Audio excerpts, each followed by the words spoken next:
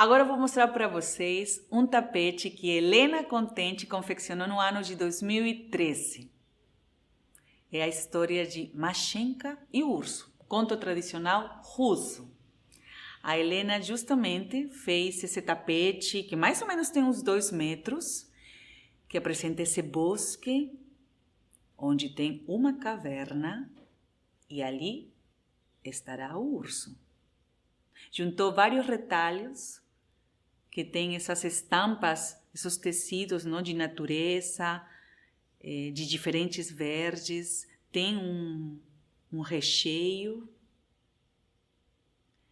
Mas a história começa nesse cantinho daqui. Essa casa, porque tudo começa aqui, onde sempre tem um cheirinho de bolo. É a Mashenka. É o vovô. E a vovó. Como vocês podem ver, são bonecos feitos de feltragem, de fibras de lã. Justamente, Helena Contente é diretora de uma escola Waldorf, Caminho das Águas, lá em São João do Rei. E no ano 2013, ela trouxe essa experiência de fazer bonecos de feltro. Os personagens dessa história foram feitos assim, com as fibras de lã e utilizando essa agulha. Na pedagogia Waldorf é muito importante trabalhar com os elementos da natureza, com as matérias-primas, as primeiras. Então, Alain justamente apresenta para as crianças sobretudo da primeira infância, esse calor, essa textura. E é importante nessa pedagogia, por exemplo, eles não colocam o rosto, colocam o rosto, mas não colocam olhos, nariz, as expressões, para que a criança imagine que expressão pode ter em determinado momento da história esse personagem. Então eles apresentam os personagens, o momento, mas ou o sorriso, ou se fica chateado, é tudo a imaginação da criança. E também, elemento importante nessa história, tem o bolinho, que a Mashenka prepara para se salvar das garras do urso. Como vocês podem ver, a forma desse bolo foi toda feita com uma agulha de feltragem. Quando eu vi essa técnica, esse fazer bonecos, então eu quis saber mais. A Helena me ensinou. A feltragem é uma técnica antiga. Dizem que foi uma das primeiras técnicas que o homem utilizou para se aquecer.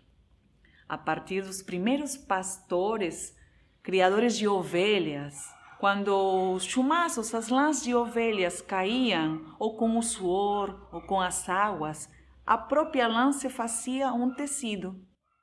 Então, com as fibras de lã em contato com a água, vai virar um tecido. Essa é uma técnica que se dizem que é a técnica de feltragem molhada, que você utiliza água e sabão. E pode dar várias formas e se utiliza para muitas indumentárias. As pessoas fazem roupa, bolsos, sapatos. Mas esse aqui, que eu estou mostrando, é com feltragem e os bonecos de Mashenka e urso com feltragem de agulha. Que é justamente, agora você vai pegar as fibras de lã e vai dar forma, como esculpindo, com uma agulha específica de feltragem. Vou mostrar essa aqui. E é uma agulha que tem umas farpas. E justamente você vai utilizar essa agulha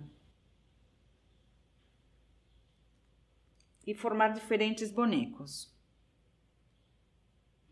Vou mostrar essa também aqui. Tem várias agulhas que vocês podem conhecer, que a feltragem apresenta. Essa aqui, por exemplo, é bem especial, que tem muitas agulhas perto. Já quando você quiser fazer uma coisa rápida, uma coisa maior, pode ir dando forma.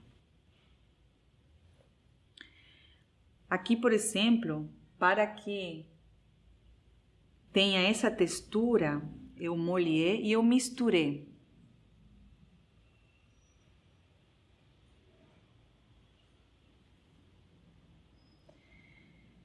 Eu pesquiso sobre formas femininas, então comecei a fazer bonecas, tem o arame que a gente reveste,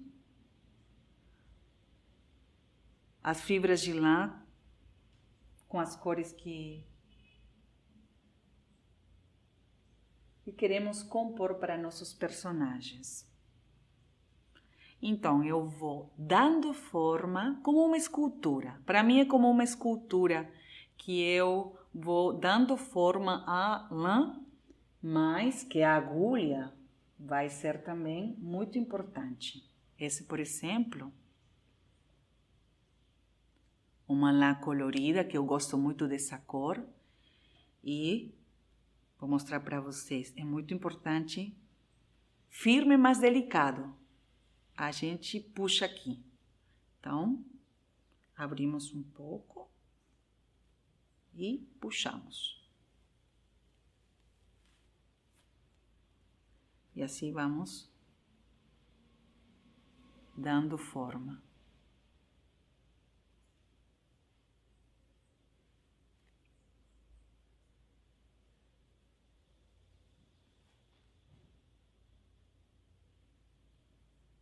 Tem diferentes lãs. E tem muitas artistas mestras da feltragem. Eu aprendi um pouco, porque eu estou começando nessa arte da feltragem, com Fátima Rodrigues, de Fios e Lendas de São Paulo. Esse, por vocês podem ver, é outro tipo de lã. E como falou Helena, como é importante numa escola Waldorf que a criança sinta a temperatura, porque tem uma temperatura, tem um cheiro, tem um calor, tem uma textura.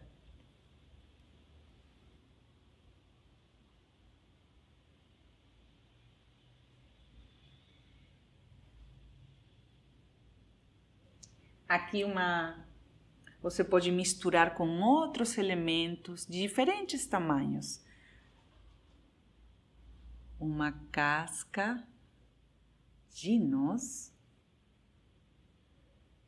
de nuez,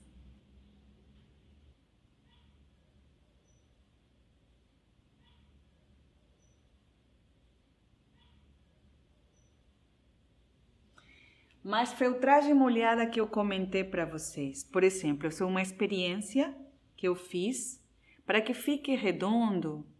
Já foi com água, com sabão e bastante mexer tudo isso, colocar capas. E adivinhem vocês o que eu tive que colocar para que fique redondinho? O que vocês acham? Uma bexiga. Aí depois você tira.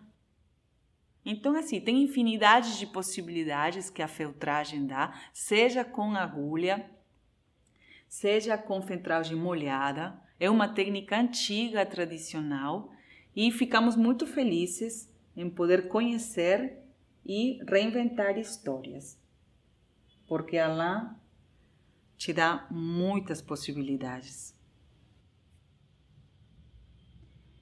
Os personagens que eu estou mostrando para vocês, fui criando a partir de pensamentos, notícias, experiências. Essas que eu apresentei era sobre o feminino, as formas, algumas histórias que também conto.